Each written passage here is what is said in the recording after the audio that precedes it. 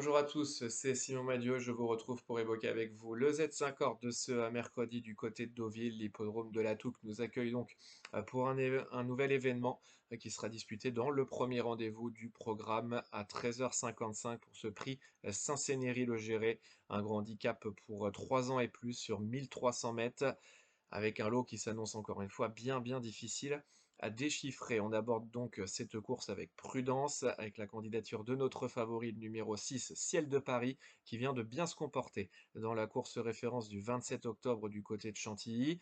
Il n'y avait que les 3 ans ce jour-là, mais le poulain de Stéphane Vattel a été loin, il a pris l'avantage. Il a longtemps fait illusion pour la victoire et au moins pour le podium, avant de plafonner un tout petit peu pour finir. On peut donc penser que le léger raccourcissement de la distance va l'aider dans sa tâche. Il a tiré un excellent numéro. Théo Bachelot sera en selle. On sent de la confiance dans son entourage. S'il ne se tire pas trop la bourre avec plusieurs concurrents qui pourraient aller de l'avant ce mercredi, le pensionnaire donc de Stéphane Vattel est clairement capable d'aller loin et peut-être même au bout de son entreprise. En deuxième position, on retrouvera le numéro 7, Daiki Berry, qui vient de bien courir sur la ligne droite de Fontainebleau à ce niveau. Elle montrait qu'en 38,5, elle pouvait être très compétitive. Alors oui, elle préfère sans doute évoluer sur le gazon, sur des tracés rectilignes, mais ses rares incursions sur le sable se sont bien déroulées. Elle est compétitive à cette valeur. Si elle n'est pas trop loin à l'entrée de la ligne droite, elle aussi est clairement capable de jouer un premier rôle.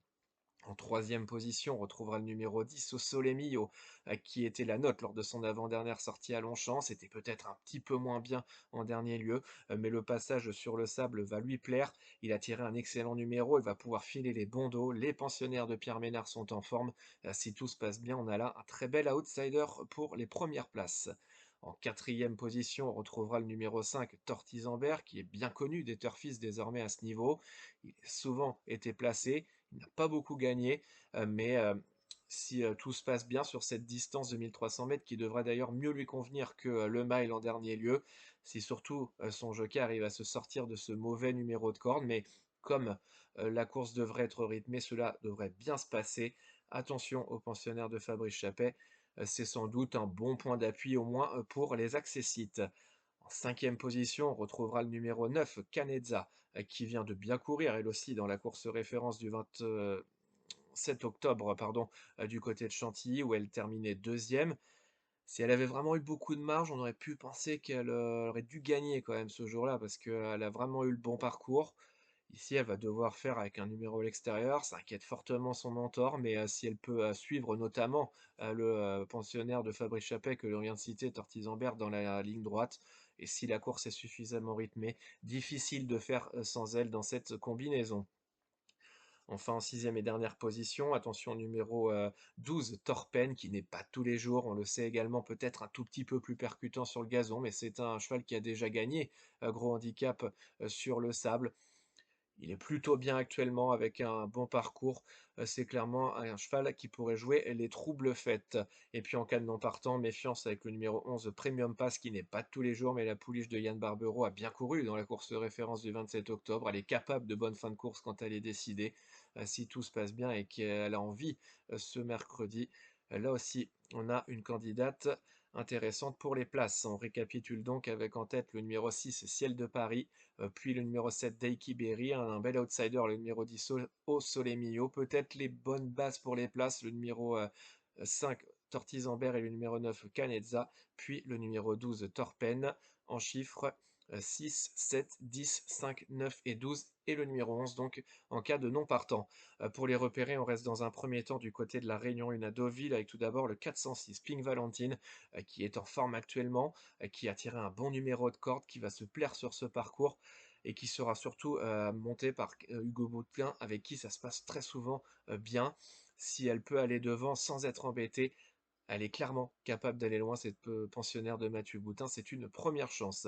On ira ensuite du côté de la Réunion 2, à Happy Valley, à Hong Kong, avec le 305 Never Settle qui vient de bien courir pour ses débuts. Il a certes eu le bon parcours ce jour-là, il a pu faire son effort au bon moment, mais a terminé dans un style intéressant. Il risque de manquer de métier par rapport à certains adversaires, mais dans ce lot qui n'a vraiment rien de sensationnel et avec ce bon numéro de corde, on en attend une confirmation. On ira ensuite du côté de la Réunion 4 à Vincennes, avec tout d'abord le coup de poker, c'est le 111, litige de cime, qui vient de refaire beaucoup de terrain dans la ligne droite du côté d'Argentan. C'est un cheval qui a des références intéressantes, notamment sur cette piste de Vincennes. Il sera associé à Mathieu Mottier, il a été allégé dans sa ferrure pour ce bel engagement. Ce n'est pas un grand gagneur, c'est vrai, mais s'il n'est pas trop loin à l'entrée de la ligne droite, on a là un bel outsider. Enfin, on continuera du côté de Vincennes en Réunion 4 avec le 700 de Moji de Vandel. Là encore, c'est un coup de poker. Le pensionnaire de Pierre Belloche vient de bien courir sur la grande piste pour sa première du meeting. Il a été pris de vitesse avant de finir dans un bon style. C'est pas le plus facile à cerner. Ce n'est pas forcément une toute première chance, en tout cas pas une base, mais s'il n'est pas trop loin à l'entrée de la ligne droite, le podium reste franchement accessible. On récapitule donc avec en Réunion 1 le 406 Pink Valentine, départ 15h40. En Réunion 2 à Happy Valley, le 305 Never Settle, départ 12h40. Et en Réunion 4, le coup de poker, le 111 litige de Sim, départ 15h57, le 702 Moji de Vandel, départ 19h15. Demain, vous retrouverez Paola. Je vous indique qu'il faut bien sûr télécharger l'application The Turf pour avoir toutes les informations utiles pour vos jeux et notamment découvrir la nouveauté. Donc les cartes jockey pour avoir toutes leurs prochaines montres, leurs statistiques et avoir un accès plus facile pour jouer sur leur monture. N'oubliez pas non plus de vous abonner à la chaîne YouTube The Turf pour recevoir chaque jour nos pronostics en 6. Et puis surtout, n'oubliez pas qu'avec The Turf, ça va aller.